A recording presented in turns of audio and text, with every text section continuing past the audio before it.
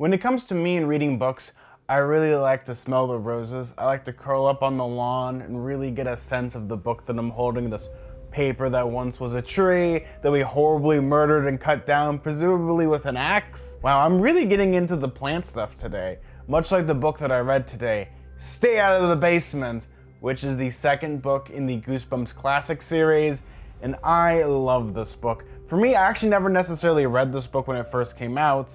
For me, I remember that VHS cover with the same hand.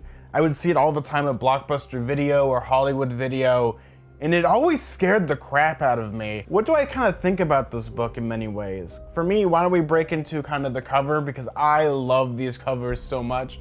Now, the weird thing about this cover, the most famous cover of this, is this one on screen right now. And this one wasn't actually drawn by Tim Jacobus. Yeah, that's kind of shocking. It's like a weird thing, but you can actually, when you see the drawing compared to the other ones, you can kind of really notice it. So the person that actually drew this cover, his name is Jim Thiessen. And it really kind of shows, we'll go into this cover and then kind of the other one that Tim Jacobus actually did. And I have to say, I actually like this cover a little more. What can I say about it? It is so iconic just when you have like this plant hand coming out and like grabbing the door and kind of like the greens and the reds on the knuckle. Oh man, that like scares me. For me, I actually do have a fear of plant-based humanoid creatures. I think a lot of it has to do with Fallout New Vegas and Vault 22, because in that, all these people in this vault turn into plant monsters and they hide in bushes, and I don't know, it just gives me the heebie-jeebies in many ways. Here, it's like a prime example of what Goosebumps is. It is at its core a horror story, and this is, you know, there's nothing more horrifying than a dark room or something coming out of the basement to grab you. Now, the Tim Jacobus one is a lot sillier. It kind of goes more into the plant dad thing. It kind of reminds me of a weird way, like if the Elephant Man kept growing, is what I kind of felt like when it comes to it. Though they actually did re-release it again with the original cover, so I guess that's how effective this cover is. So what is the story of Stay Out of the Basement? Well, we follow two kids, Margaret and Casey Brewer, their dad, Dr. Brewer, and their mom. Mom! No shit, they don't actually say her name. They always call her Miss Brewer or Mom. Is this like the Dexter's Laboratory thing, or when you have like in the 90s, parents didn't have names, they just went by Mom or Dad? Yeah, that's just something that I noticed while reading this. Not even Dr. Brewer gets a name. He's either that or Plant Dad. And he is a botanist who studies plants and plant-based things, but things are not going well as he's kind of just recently been fired and he's been in his basement all day, every day, just working on experiments. And one day, Margaret and Casey decide to go down to the basement where he like appears out of nowhere. He's like frothing at the mouth and like he kicks him out, and things kind of go from there as they're afraid of going into the basement and pissing off Dad. Well, it turns out that their mom has to go to Tucson, Arizona to watch her sister. So Margaret and her brother Casey are kind of forced to spend time with their dad, who keeps acting weirder and weirder, such as he starts wearing like a Dodgers cap. He kind of starts growing leaves out of his head and starts eating dirt and sleeping with worms, and they have to figure out what's in the basement. What is happening with their dad? Is he turning into a plant? Yes, this is Stay Out of the Basement, and for me, this is such a classic Goosebumps story. It has all the trappings that would go on for the rest of the series. It has a lot of chills and thrills. Artist Stine loves all these things, but this is the one where it really starts to kick off that, hey, you can have your urban horror story set in the suburbs and have something weird happening to your family, and you have to get to the bottom of it. And I just love that concept. It's such a quaint little concept where the story has such low stakes, and all you need is that child curiosity, which when someone tells you to not go somewhere, you're going there as a kid. It's kind of funny. It's for me, it was always, my dad was like, stay out of the garage. Of course I'm gonna go into the garage. Here it's the basement. So you have like these kids that are obviously gonna break the rules, and they go down there, and automatically this whole world becomes almost alien, because everything is like, there's just a lot of humidity, there's a lot of creepy plants out there that just want to snatch you up, and you know, there's like these weird sounds, like one of my favorite descriptions, it's like the sound of someone blowing through a saxophone. It's like, In your mind while you're reading this, and R.L. Stine's really good at descriptive sentences, you feel like you're down there with the kids, and the way that they behave and react is so appropriate for being like, okay, plants are weird and icky, and I do not want to be here. Now, what did I not like about this? Quite a few things. For me, it is weirdly paced because I finished this book, even though I'm a quick reader, I finished this book in maybe 45 minutes. And for me, maybe because, again, I'm an adult and my expectations for books are books that are like this thick rather than 122 pages. It goes by so quickly, like there isn't really much going on. It's very much like a lackluster story at its surface, where it's kids go in basements and pretty much they find something creepy and their dad wants to keep them out. How R.L. Stine takes that concept and actually expands upon it is fun, but again, if it didn't have the weird plant-based stuff, this story probably wouldn't work because that's kind of what hinges on it. Now, let's talk about the monster. Let's talk about Plant Dad himself.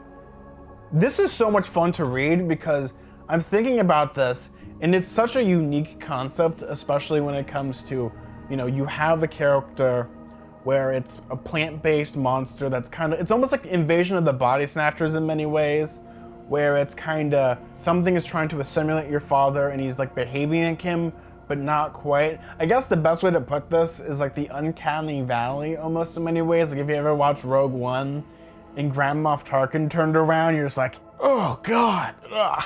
That's what I actually felt like when I was watching it. But you kind of have that and your brain kind of goes off.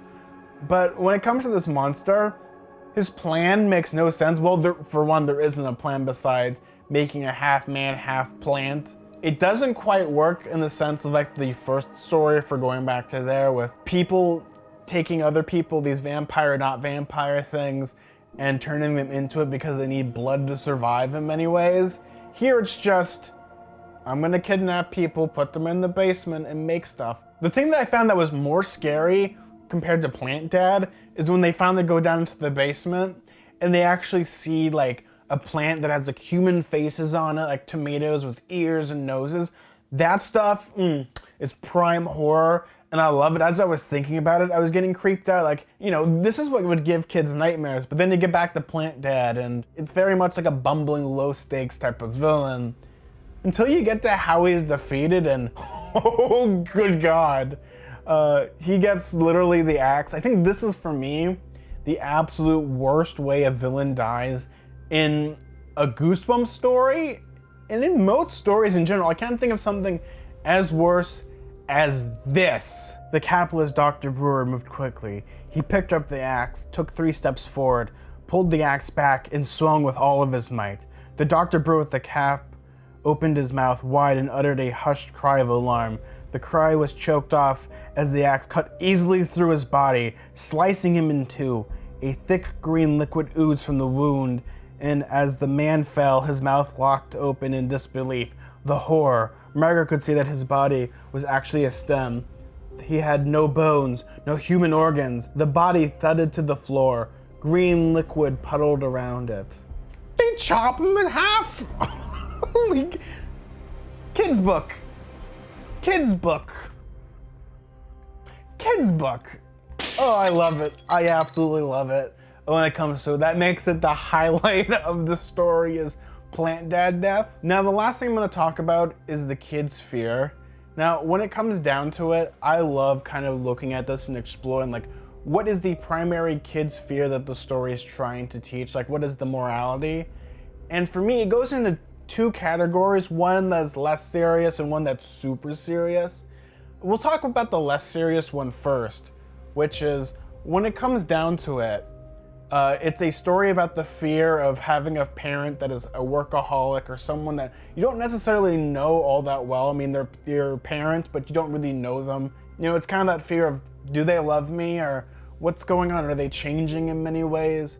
Whereas when it comes to the really, I guess, a serious theme about this, and I've seen a lot of articles about this book in particular, and I can see it, the fear of having an abusive parent in many ways. Like, an example of this is the scene where the plant dad is trying to force them to eat food, and it's not like they're picky eaters, like he's forcing them or he's yelling at them. There's the part where they go back into the basement to get the shirt and they come up and R.L. Stine describes that their dad like is like white knuckled, like he's like clenching his fist, almost like the Arthur meme a little bit. But it can be horrifying to see, especially when you're left alone with this person, which, you know, in kind of in the scope of the story, you don't know that he's a plant-based person just yet. He's just kind of an a-hole. As you kind of see throughout the story, he becomes more of a controlling megalomaniac. And to a lot of people, I'm sure to a lot of kids and a lot of adults reading it now, the story can be really upsetting. And it's fascinating to look at a less serious approach to this and a more serious approach. And I'm not sure within the other Goosebumps books if, you know, you can have like these dual interpretations, but I absolutely love it, especially when it comes to this book. And I wish more Goosebumps books would be more like this and having, you know, your dual interpretations or having more serious children's fears with the goofy kind of child's fear in many ways. But as the series progresses, it lasts from like this type of seriousness of Goosebumps books being super, you can have villains being chopped in half or having abusive parents, to there's a giant guinea pig and I'm 30 feet tall, or I learned how to fly, or I'm turning into a chicken. But I still love this regardless. Now, would I recommend this book? Yes, this is still a really good book. It holds up. It's one of these things where it isn't outdated from the concept. You can do this even now. I can see this being another, when they reboot the Disney Plus Goosebumps show, they could easily remake this. This isn't like an outdated concept. For me, I think everyone should read this book at least once in their life because it does have those horrifying elements. It works really good in the TV show version of it because you can really see the visual horror of, you know, Plant Dad with leaves on his head and things like that. It works both as a visual medium, as a book, and I highly recommend it. The villain's death is perfect.